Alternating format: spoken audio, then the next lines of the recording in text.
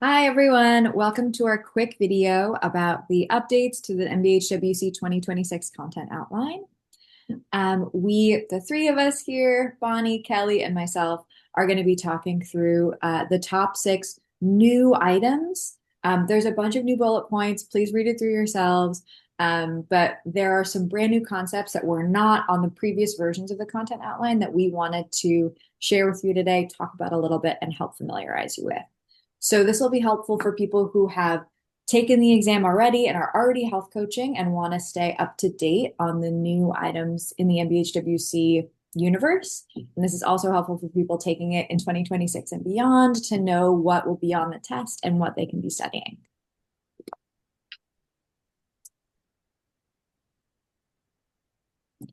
So the topics we're going to be talking about today are cultural humility, how to ask for clients' preferred pronouns and identifiers, neuroplasticity, health literacy and numeracy, the mind-body connection, Alzheimer's and dementia, health and healthcare equity, and inequity. So this video will be broken up into chapters. If one of those is more interesting to you, you can jump straight to that one. We're also going to be doing a little intro here and talking about our bios. And if you're not interested, you can go ahead and skip to the thing you are interested in. But we do want to share with you guys a little bit about who we are and why we're qualified to talk about this.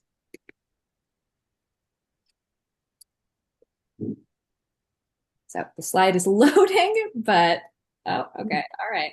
Bonnie, if you want to go ahead and share your bio, I will get us back to that page in 1 second.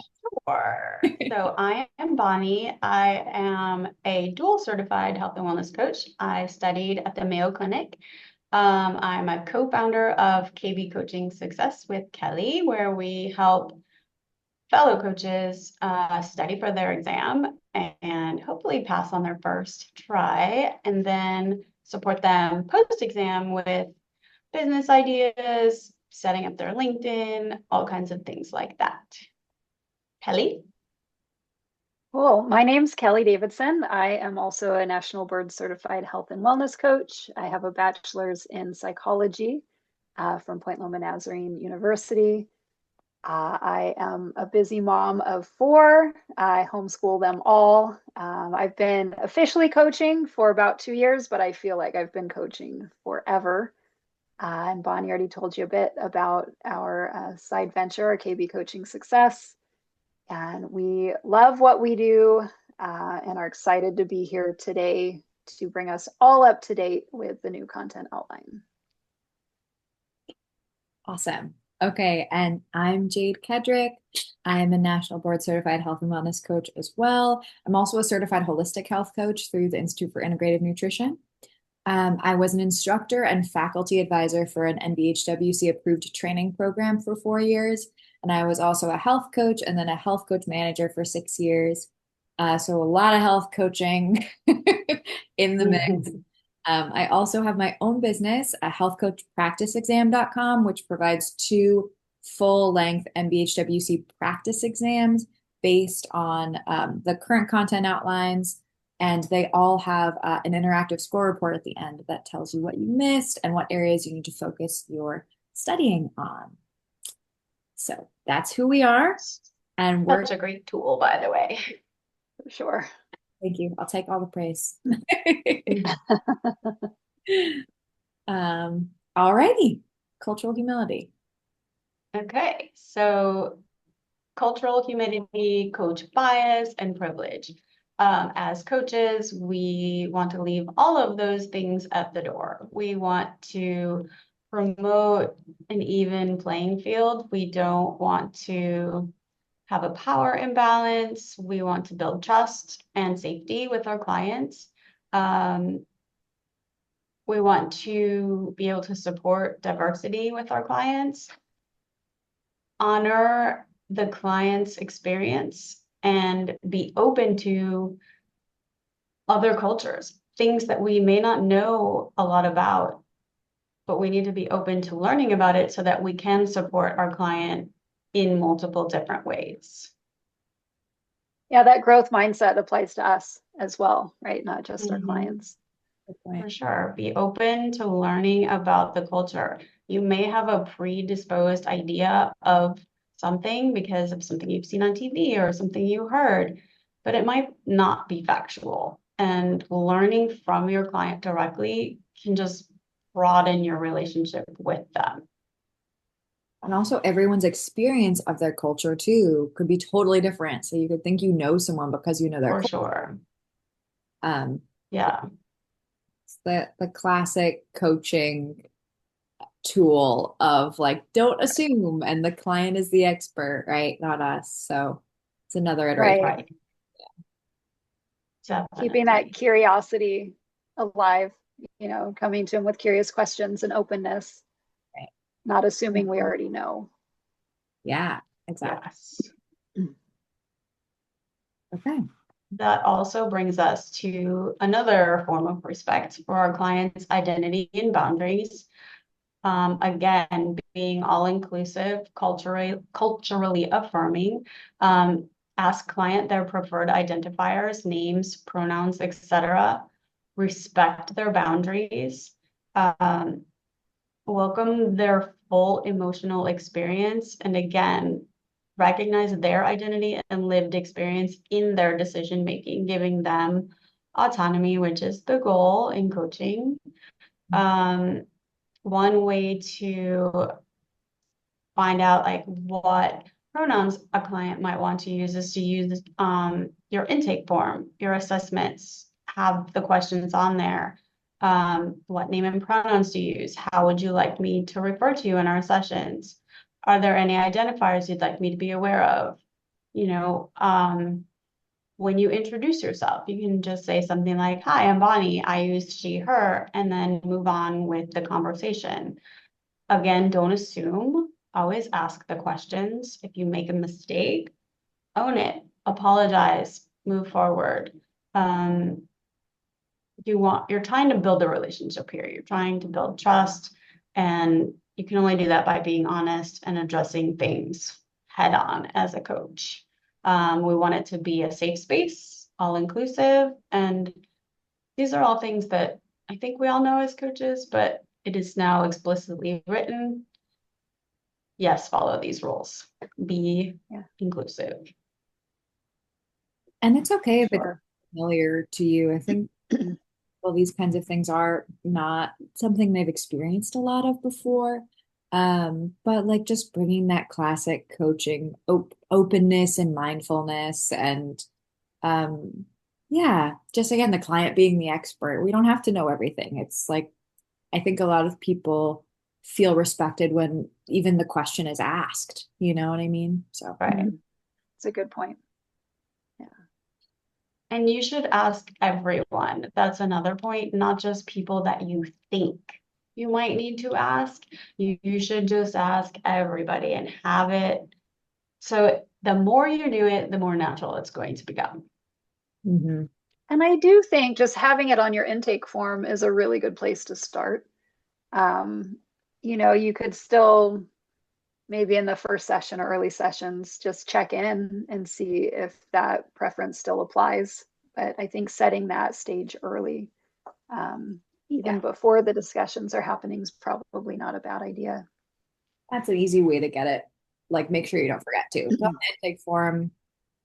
It's ready. Right. Okay. New theories. So neuroplasticity was not on the content outline before, and it's been added, which is exciting. Positive psychology approach, the previous iteration had increasing positive psychology resources. So this is encapsulating the full approach now, which I think is really cool. And then appreciative inquiry. There's been a lot of confusion about in the past if it's going to be on the exam, and I'm happy that they're now officially writing it black and white, appreciative inquiry. It's a really interesting model and structure. There's a lot about it in the coaching psychology manual, so I'm not going to get into it today. But it's a really cool field and a really helpful field. So I'm happy that it's officially on the outline. But today I'm just going to talk Come about, into the forefront. yes, Yeah. exactly. So yeah, today I'm just going to talk through neuroplasticity, which yeah, again, I'm really happy they added this to the content outline because it's a really helpful field for a ton of different reasons. So first of all, the word neuroplasticity, means the brain's ability to change. The word plastic comes from the uh, Greek word plastic, or I think it's a verb, which means to mold, and then neurons is like the neural pathways in the brain. So it's really the brain's ability to change, literally. And our brains are actually constantly changing in response to new stimuli. So your brain sees something new or learns something new. And that literally means that different neurons have to fire to different other neurons to make different connections. And this is really helpful when people feel like they're in a rut and they have habits that they can't change, understanding kind of the science of it, that your brain, the neurons in your brain have wired together because you have done something so many times that your brain thinks, oh, this is the pathway to do it. But if you want to change those habits, sometimes you have to kind of physically stop yourself from doing one thing and force yourself to do a different thing. But that'll get easier over time as you like really establish a different neural pathway. Neuroplasticity is also really helpful for older people who feel really like they can't change because they have been doing it this way for so long. But the research really does show that your brain's ability to change happens whatever age you are. The age doesn't matter. Your brain is still taking in new information and forming new connections. So that I feel like that's a very inspiring concept because you feel like There's still hope. yeah, like on a physical level, Like, there's literally don't give up. Yeah. you can like make a physical change. Yeah. So Yeah, it's literally rewiring your brain, right? yeah, I mean, that's wild to think about. it's a really empowering concept. Like Yeah. you don't have to be stuck. Yeah. Yeah. Yeah. And so this can be your imagination actually can help with this as well. Like thinking outside of the box, even having a new thought, your brain can like form a new neural pathway. And we were talking about this a little bit before too, about if you are thinking about exercising or even thinking about like playing the piano and you like really go through the motions, that can even start to change your brain. There have been studies that show that people who think about doing reps of exercise, that their muscles I actually was just gonna bring up the same point, the exact same one. I do that often. I'm talk like, about I more. am lifting heavy while we're talking. Like, I don't even know if we should get into that because that's then maybe we're all going to be on our couches all day. But technically, Also true. Maybe we don't explore that too much. I think it's technically it wasn't the same amount of muscle mass as someone who's actually, Obviously. but it was significantly more than someone who like was doing nothing. So it's Yeah. interesting. It's amazing. Yeah. It's really interesting. Manifesting. Yeah. So I have a quote about neuroplasticity I want to share real quick too. Each thought alters the physical state of your brain synapses at a microscopic level. So literally what you are thinking can change the chemistry of your brain on a physical level. I found that really fascinating.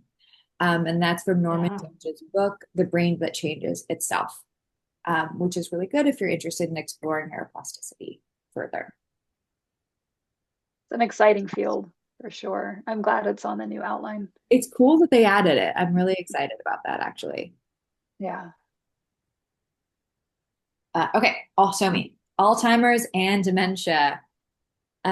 So this is brand new in the health and wellness section. I believe arthritis is no longer on the official content outline, and they added Alzheimer's and dementia.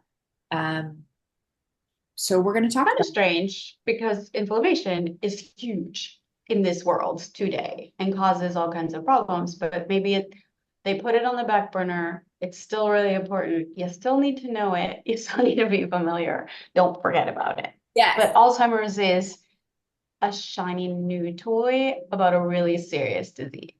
right. Like we need to know about it. Like everybody needs to get up to speed and know what's happening there. It's really helpful for, yeah, exactly. Yeah. For people to understand this. I think I even felt an aversion to looking into it because I'm scared of it, you know? Scared of it. Mm-hmm. I think that's why Yeah, that we try to understand it as much as possible. Um, definitely. yeah. So, and I think that knowledge can empower us as we all get older and maybe see things come up or kind of start to do those preventative measures as well.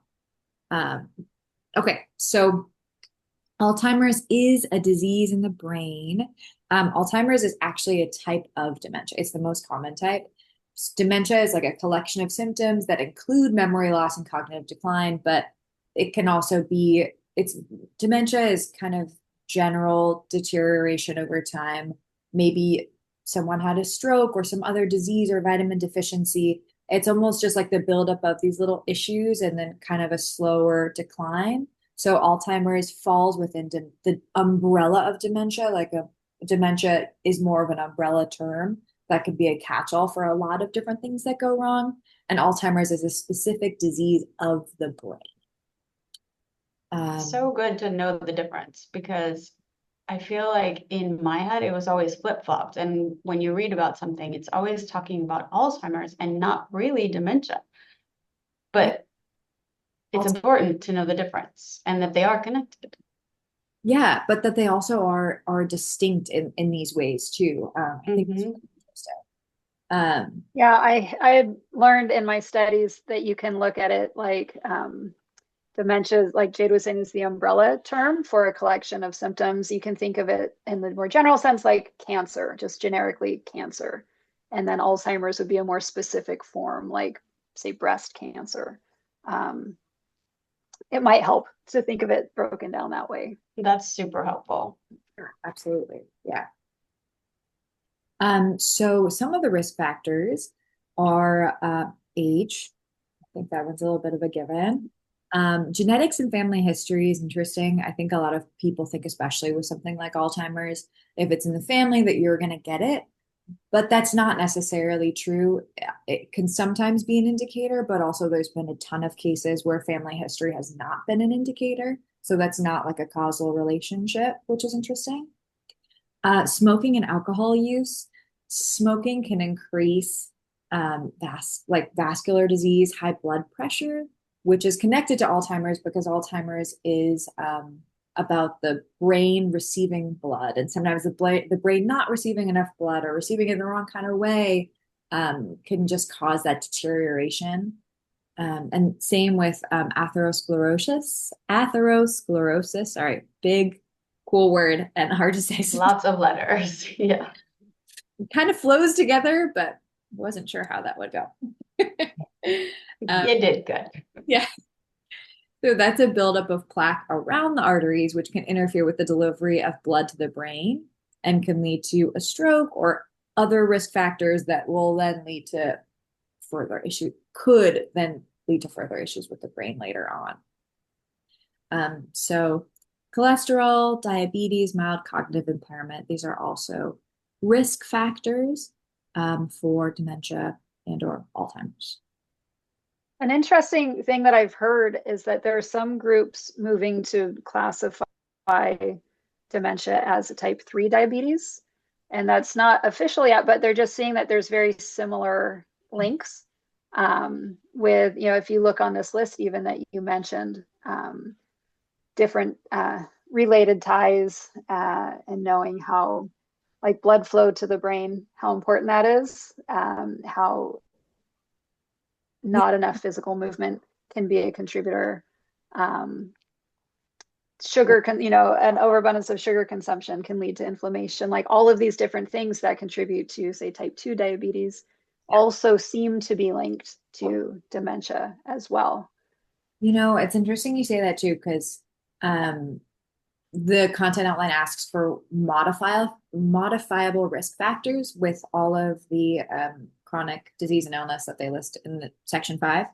And I wanted to point out as well that a lot of these are modifiable. Some aren't, like genetics isn't, but smoking and alcohol use, cholesterol, and diabetes.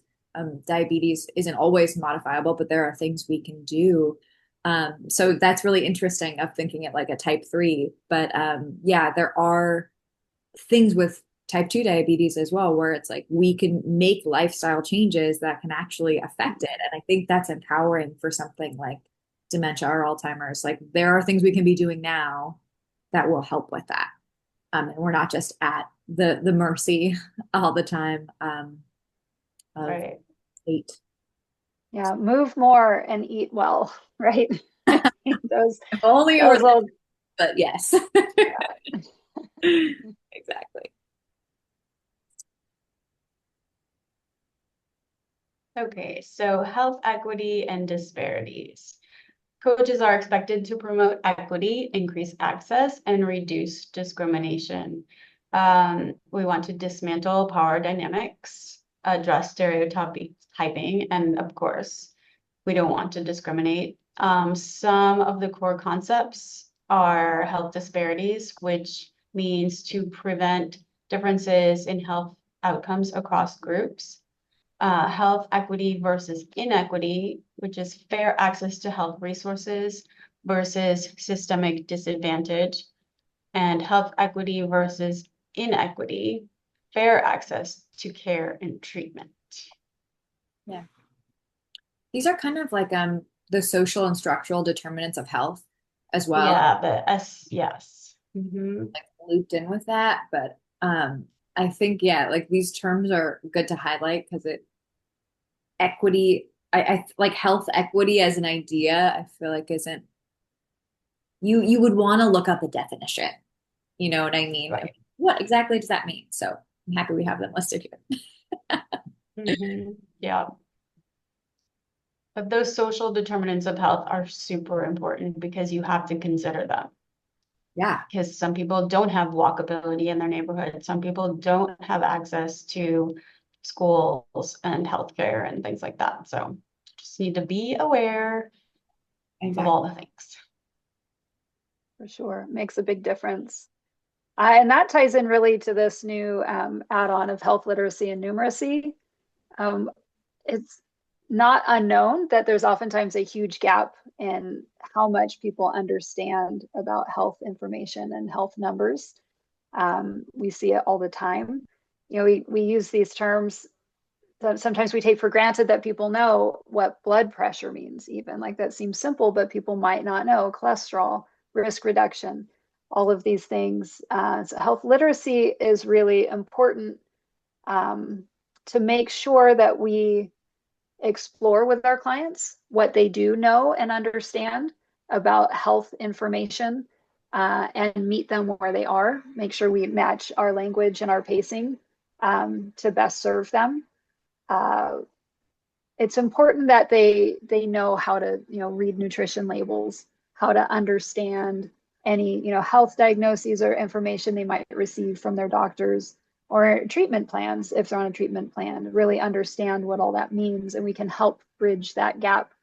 Health numeracy relates to understanding of health numbers like BMI, risk percentages, lab values, all of those things. I know I've certainly gotten lab work back before that I'm like, I don't even know what these things are talking about. And it would be helpful to have someone be able to walk me through and just catch me up to speed. So it happens. It's out there, and I think it's an important reminder. Hopefully, we were already being mindful of these things with our clients, but now it's written out there, in bold for us to remember that these discrepancies do exist. And again, just another reminder to meet our clients where they are and adjust. A lot of our times approach. the client will, you're at your doctor's appointment and the doctor like rattles off all the things and you're like, and then you walk out the door and you have no idea what they said. And that's where So the true. coaching comes in, because you go to your health coach and you actually have some time to have a conversation. Like, what does this mean? What does this mean? Can you explain this a little bit? And maybe give them resources to find out on their own. It's not always easy to find specific information that is comprehensible on a certain level for certain, diseases and certain people. And that's where we have to just be aware and make sure that they understand and help them if they don't. Totally. Right. Yeah, we can adjust our language instead of talking about, for instance, like cardiovascular risk factors. We could instead say something like, here are some things that might affect your heart health. Just kind of scale back. Like, we're not trying to dazzle them with our big vocabularies if we have them. Right. It's more and then find out if they understand after you have the conversation, like, hey, how would you explain this to a friend or your child? Like, if they ask, like, to just kind of gauge if they did understand, and if they didn't, again, adjust the approach, be flexible. Yeah, definitely.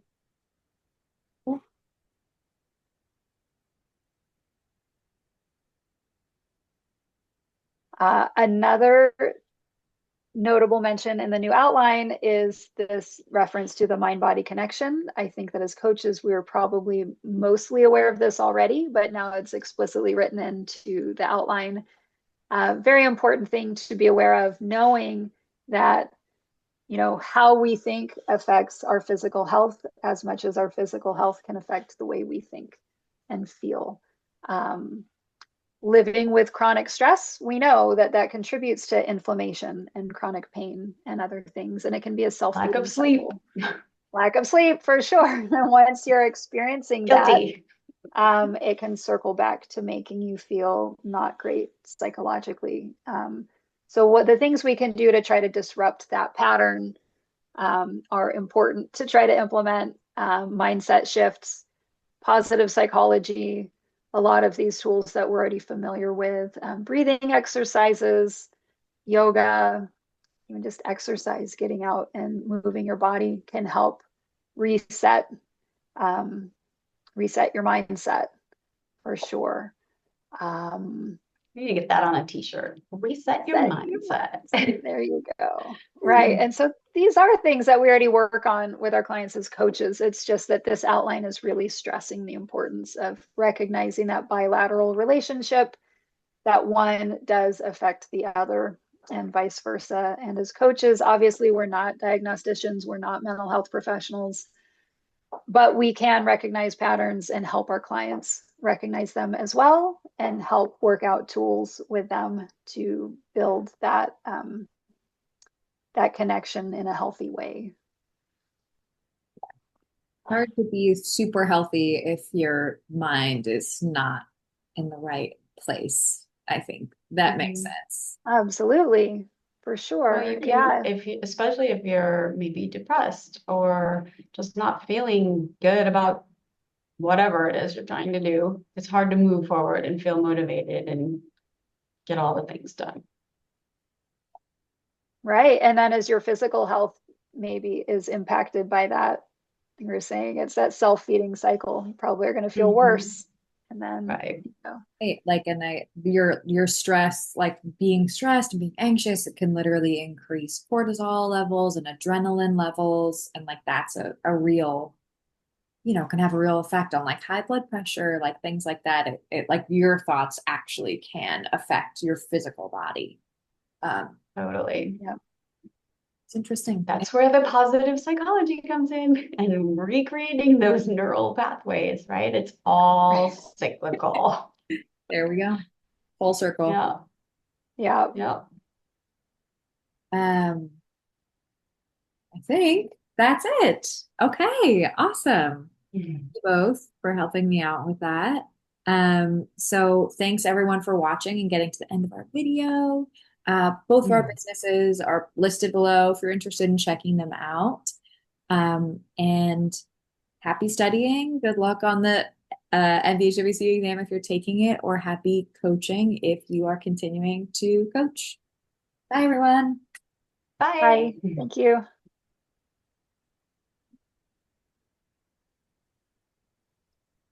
No, I'm not doing it.